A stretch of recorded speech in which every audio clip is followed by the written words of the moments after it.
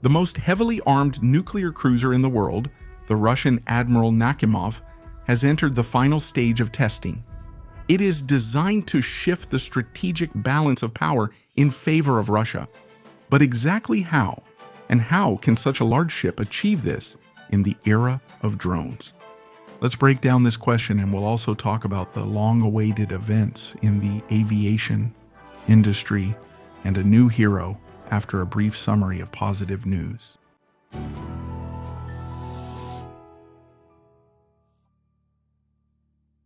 Another batch of modernized BMD-2S with the Barreg combat module has been delivered to the troops. Another Project RSD-59 dry cargo ship has been laid down at the Krasnoye Sormovo plant. In Moscow, the first 4 electric vessels of the Moskva 1.0 project have been launched. In St. Petersburg, production of cars under the new brand Senat 900 has started. The Irkutsk tracked vehicle plant has started mass production of the MR2 all-terrain vehicle with a rotating body on low-pressure tires. A large-scale production of generators for Lada cars has been launched in Tolyatti. A new section for the production of large-sized mushroom shafts has been launched at the Medmash plant. In Tatarstan, there is a center for testing high-voltage equipment. A large dairy farm has been opened in the Ryazan region. Russian school students won 4 gold and 4 silver medals at the Asian Physics Olympiad in South Korea. Semkin Yegorova. The heavy nuclear-powered missile cruiser Admiral Nakhimov has entered the final stage of testing after extensive modernization. This means that it will soon join the Northern Fleet and significantly expand its capabilities. The cruiser was built back in the days of the USSR, and after that, it stood idle for a long time, waiting for complex and costly repairs. So when did the country finally find the resources for this? It turned out that the delay actually benefited it. While the ship was peacefully dozing in the dock, Russian science was tirelessly working on creating the latest types of weapons. Modern anti-submarine systems Packet-NK and Otvet appeared, improved anti-ship missiles Onyx, cruise missiles Kaliber, and most importantly, hypersonic Zircon missiles, as well as universal shipborne launch cells that allow all these weapons to be used from a single platform. If initially the cruiser could carry only 20 anti-ship missiles after modernization, their number increased to 80. The Admiral's capabilities for defense against maritime and aerial drones have also been significantly expanded. The defense perimeter includes 96 anti-aircraft missiles, the naval version of Pantsir, the AK-130 artillery system helicopters stationed on board, and apparently its own drones as well. Does all of the above guarantee the absolute security of the cruiser itself? No, that's why it also has additional protection.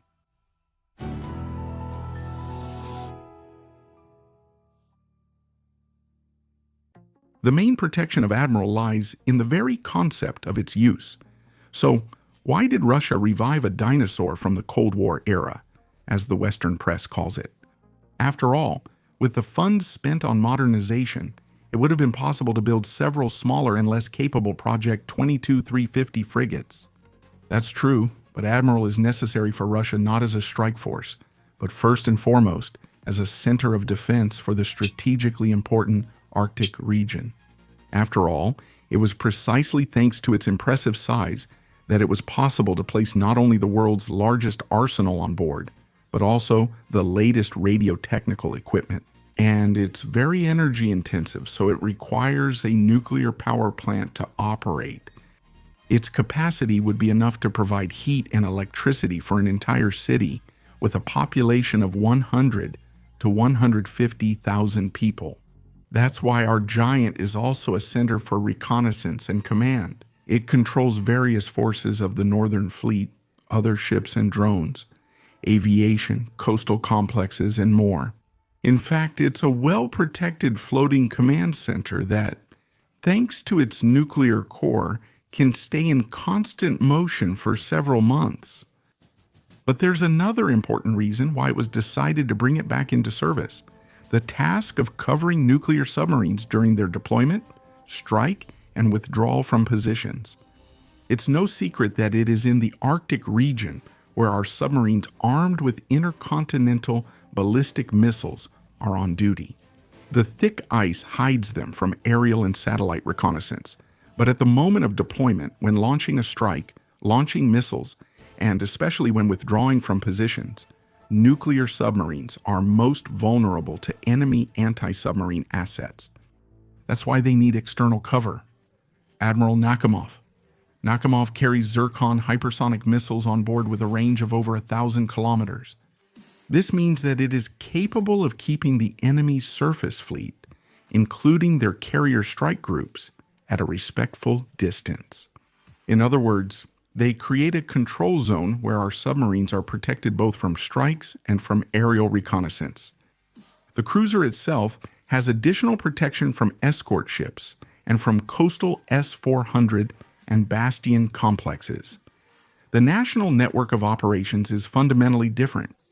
Thus, if we consider the cruiser not as an independent combat unit, but as the center of defense for a strategically important region within the modern network-centric concept of warfare, then all questions about its necessity disappear on their own.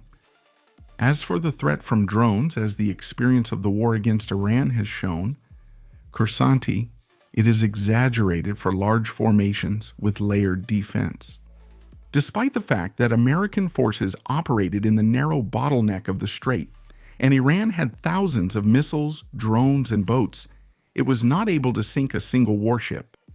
The only confirmed incident is the explosion on the aircraft carrier Gerald Ford, but it is possible that the cause was a mine and not a shell. Moreover, it managed to stay afloat and left for repairs under its own power. So it's far too early to write off the Navy. In fact, no major power in the world is planning to do that. We will continue to follow the return to service of our Master of the North. In the meantime, here is the latest news from Russia's aircraft industry.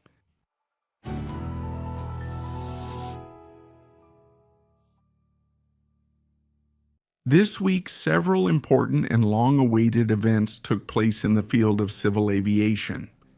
The first is the completion of certification for the regional turboprop aircraft Il-114-300. It became the first in the line of new aircraft being developed in Russia to reach the stage of serial production, since all the necessary documents for this have been obtained. However, this does not mean aircraft development will stop.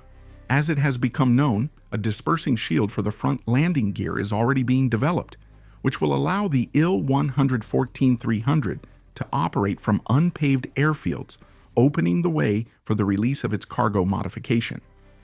The second important news is the transition to the certification testing stage of the light multi-purpose aircraft Baikal. Due to confusion in the media, many people mistakenly believe the project has been closed, but it is actually developing, as proven by overcoming another important milestone.